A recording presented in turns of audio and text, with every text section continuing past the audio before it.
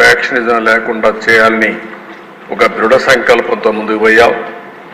ఈరోజు ఈ హౌస్ ద్వారా రాష్ట్ర ప్రజానికాన్ని గుర్తు చేస్తున్నా, మా ఎమ్మెల్యేలని సీనియర్ నాయకుల్ని ఇద్దరిని అరెస్ట్ చేసిన తర్వాత మిగిలిన వాళ్ళని కూడా అరెస్ట్ చేసి రాయలసీమలో ఈరోజు ఫ్యాక్షనిజం లేకుండా పోయిందంటే దానికి కారణం తెలుగుదేశం పార్టీ అనే విషయం అందరూ.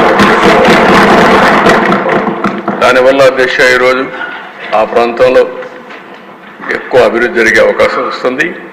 భవిష్యత్తులో ఇంకా ఎక్కువ అభివృద్ధి జరిగే అవకాశం ఉంటుంది.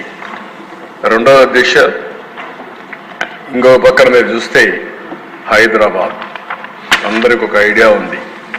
6 నెలలు కర్ఫ్యూ ఉండే నగరం హైదరాబాద్. ఆ రోజు ఒక్కొక్కసారి కర్ఫ్యూ 20 రోజులు 30 రోజులు నిత్యావసర వస్తువులు కూడా దొరకకుండా కర్ఫ్యూ పెట్టిన పరిస్థితులు ఉన్నాయి.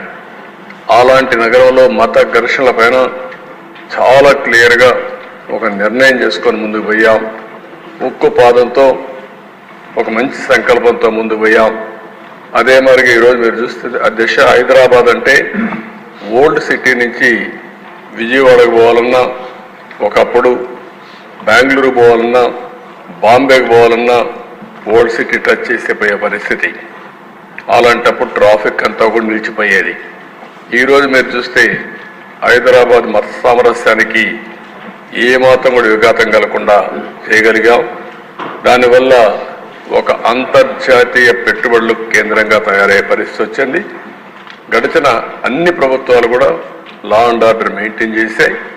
అంతేకాకుండా ఔటర్ రింగ్ రోడ్ వచ్చిన తర్వాత సిటీకి వచ్చే పని లేకుండా ఔటర్ రింగ్ రోడ్లు వెళ్ళే పరిస్థితికి వచ్చారు.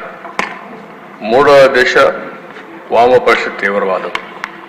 ఇక్కడ కూడా గ్రే హౌండ్